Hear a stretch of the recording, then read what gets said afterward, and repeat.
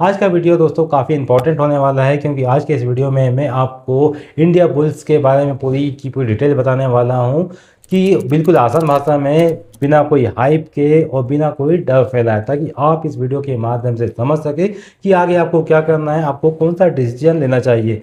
क्या India bulls के share में वापस से टर्न अराउंड आ सकता है, आगे क्या हमें इसके अंदर उम्मीद देखने को मिल सकती है, इन सारी बातों की चर्चा हम आज के इस वीडियो में करने वाले हैं। स्वागत है दोस्तों, मैं हूं विवेक मालविया, स्वागत करता हूं आपका स्टॉक बिज में।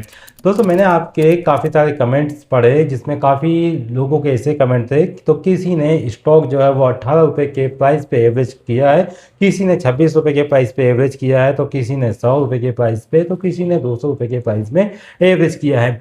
लेकिन एक दर्द, लॉस का दर्द यहाँ पे उतना नहीं होता है जितना दर्द ये देता है कि स्टॉक का समझ में नहीं आना कि आगे क्या होने वाला है। क्योंकि जिस स्पीड से स्टॉक कंटिन्यू नीचे जा रहा है, उस स्पीड से इन्वेस्टर को समझ में भी नहीं आता कि उससे आगे क्या करना है, अपनी पोजीशन को रखना है या बेच के निकल जाना है।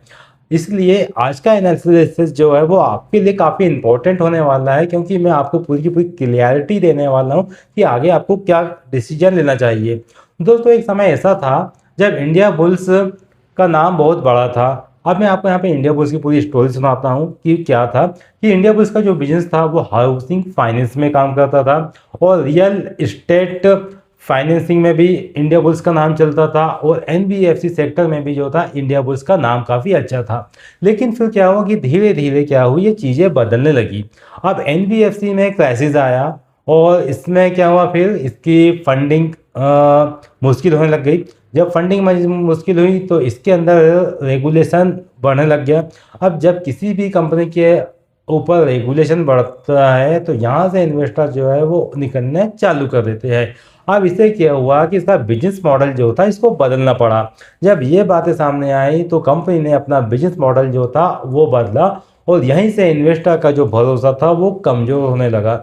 अब स्वाभाविक सी बात है कि जो कंपनी अपना बिजनेस मॉडल बदल रही है, यानी कि जो एक कंपनी अपने बिजनेस से जो कमाई करती थी, अगर अचानक से वो दूसरी जगह अपना ध्यान लगाने लग जाए तो इन्वेस्टर का जो भरोसा है वो कमज़ोर होने लग जाता है।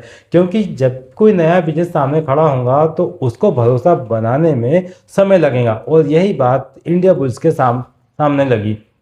अब यहाँ पे टर्न अराउंड स्टोरी समझना काफ़ी ज़रूरी है। अब लोग बोल तो रहे हैं कि रियल इस्टेट में टर्न अराउंड होगा, यहाँ पे एक क्वेश्चन मार्क है। लेकिन रियल इस्टेट बिजनेस को यहाँ पे समझना बहुत ही इंपॉर्टेंट है, क्योंकि रियल इस्टेट में अगर टर्न अराउंड होगा तो अगर हमें बिजनेस के बारे में नॉलेज या जानकारी नहीं है तो हम इस न्यूज़ को किस प्रकार से पढ़ेंगे, ये हमारे लिए एक क्वेश्चन मार्क बन जाता है।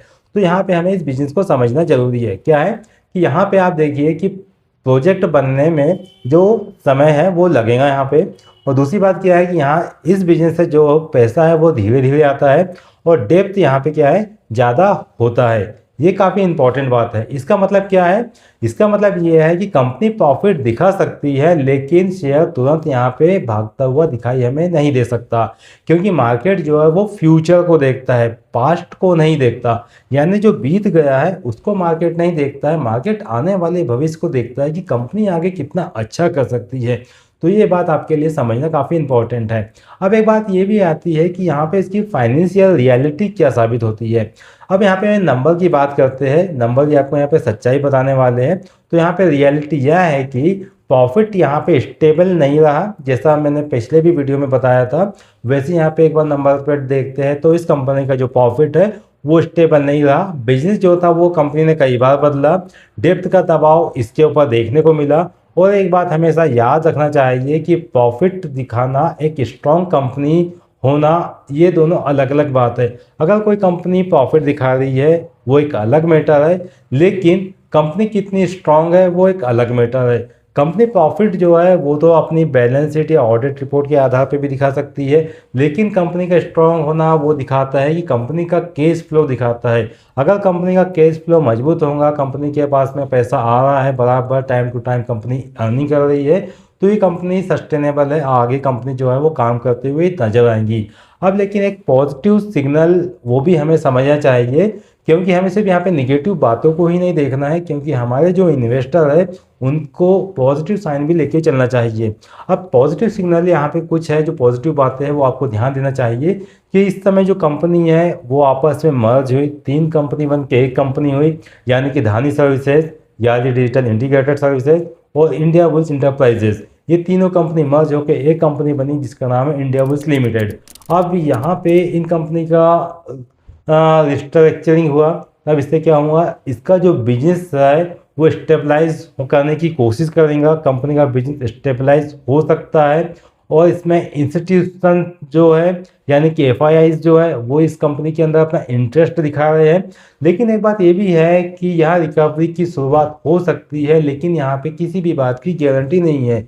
हो सकता है यहाँ से कंपनी वापस से रिकवर कर जाए, लेकिन यहाँ पे इस बात की गारंटी नहीं होती है। और मार्केट में दोस्तों गारंटी नहीं चलती, मार्केट में सिर्फ प्रेडिक्शन चलता है। कोई भी कितना ही बड़ा एनालिस्ट हो या रिसर्चर हो वो सिर्फ प्रेडिक्ट ही कर सकता है, गारंटी नहीं दे सकता। अब एक बात यह है कि कंपनी का चार्ट क्या कहता है, डेटा के ऊपर चलते हैं।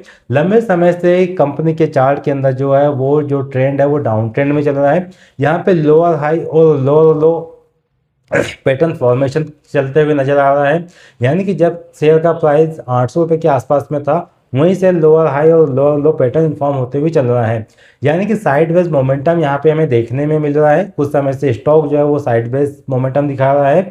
मतलब यह है कि मार्केट यहाँ पे डिसाइड नहीं कर पा रहा है कि शेयर का प्राइस यहाँ से ऊपर जाएगा या नीचे जाएगा। कभी कभी यहाँ पे कंपनी के शेयर के अंदर हमें वॉल्यूम आता हुआ नजर आता है, लेकिन यहाँ पे स्ट्रॉन्ग वॉल्यूम या स्ट्रॉन्ग बाइंग जो है वो लगातार आती हुई नहीं नजर आ रही है। अगर आप देखोगे चार्ट में तो आपको रेड कैंडल जो है वो कंटिन्यू बनते हुए नजर आ रही है। अब सबसे जरूरी सच्चाई वो आपको जानना है। और एक बात यह है दोस्त, एक बात दिल पे आप हाथ रख के देखिए कि कोई भी एनालिस्ट है या कोई भी एक्सपर्ट है वो सिर्फ प्रेडिक्ट ही कर सकता है। मार्केट में जो है वो 100% गारंटी कोई नहीं दे सकता। अब काफ़ी लोग मुझसे क्वेश्चन करते हैं, सवाल करते हैं कि शेयर में क्या करें, हम इसको होल्ड करें या बेच के निकल जाए। तो इस स्टेज पे जो है कि इस स्टेज पे डिसीजन लेना काफ़ी कठिन है, क्योंकि यहाँ पे जो रिस्क का फैक्टर है वो सबके लिए अलग अलग होता है और यहाँ पे 100% कोई भी गारंटी यहाँ पे आपको नहीं बता सकता है, ना ही दे सकता है। अब एक बात ये आती है कि इसको होल्ड करे या यहाँ से एग्जिट कर जाए।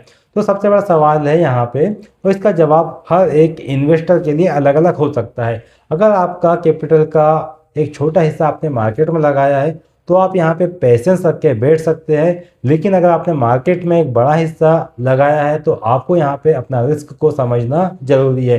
अगर आपके पास 1 लाख रुपए का था और आपने 1 लाख रुपए में से 5,000 रुपये का इन्वेस्टमेंट किया तो आप यहाँ पे पेशेंस रख के बैठ सकते हैं। लेकिन अगर आपके पास 1 लाख रुपये था और आपने 70,000 रुपये का इन्वेस्टमेंट किया है तो आपको अपना रिस्क जो है वहाँ आपको यहाँ पे समझना चाहिए।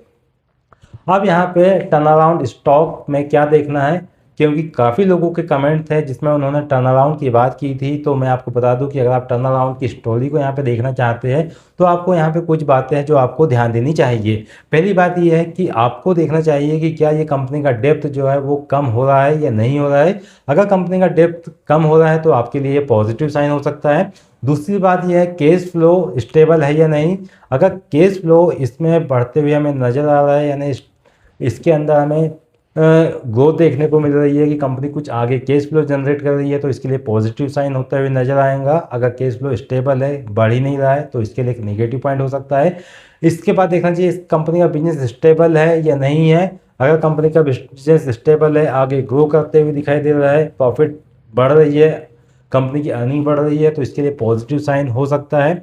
और एक बात ये है कि प्रमोटर होल्डिंग का ट्रेंड देखना चाहिए कि प्रमोटर अपनी होल्डिंग लगातार बढ़ा रहे हैं। कहीं ऐसा तो नहीं कि प्रमोटर अपनी होल्डिंग या अपनी हिस्सेदारी बेच के निकल रहा है।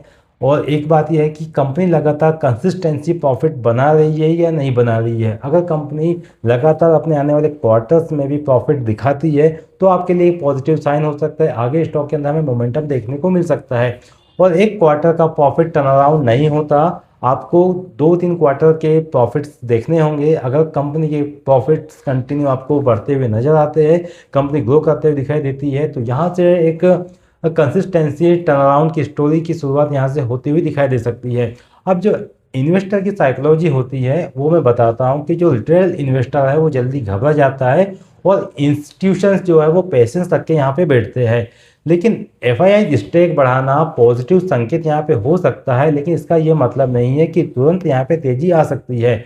अब दोस्तों एक हॉनेस्ट बात मैं आपको बताना चाहूँगा, मैं आपको सपना नहीं बेचता, मैं आपको सिर्फ सच्चाई और रियलिटी बताता हूँ, और जो सच्चाई और रियलिटी है वो आपको जानना काफ़ी इंपॉर्टेंट होता है। मार्केट में पैसा कमाना मुश्किल नहीं होता, लेकिन डिसिप्लिन रखना यहाँ पे मुश्किल हो जाता है।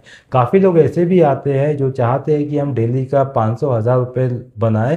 वो एक दो दिन में 500-1000 रुपये तो बना लेते हैं, लेकिन अगले दिन डिसिप्लिन तोड़ देते हैं। वो अगले दिन 1500-2000 रुपये कमाने के चक्कर में आगे बढ़ते हैं, और यहीं से उनके नुकसान की शुरुआत भी हो जाती है। यानी कि अगर आप मार्केट में आए हो तो आपको स्ट्रिक्ट स्टॉप लॉस को भी फॉलो करना है, ट्रेंड को भी फॉलो करना है, आपको नियम के साथ मार्केट में चलना है। मार्केट में दोस्तों पैसा बचाना इम्पोर्टेंट है, बल्कि प्रॉफिट कमाने से। अगर आपने आज पैसा बचा लिया तो कल को आप प्रॉफिट बना सकते हैं।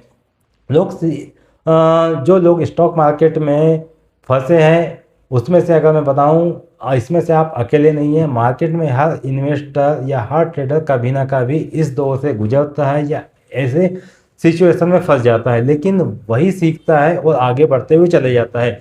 अगर आपके पास भी इस शेयर में होल्डिंग है तो आप कमेंट में होल्डिंग मेंशन कीजिए, और यह वीडियो आपको यूजफुल लगता है तो इस वीडियो को लाइक कीजिए, अपने दोस्तों में भी शेयर कीजिए अगर उनके पास इंडिया बुल्स के शेयर में फंसे हैं या होल्डिंग है।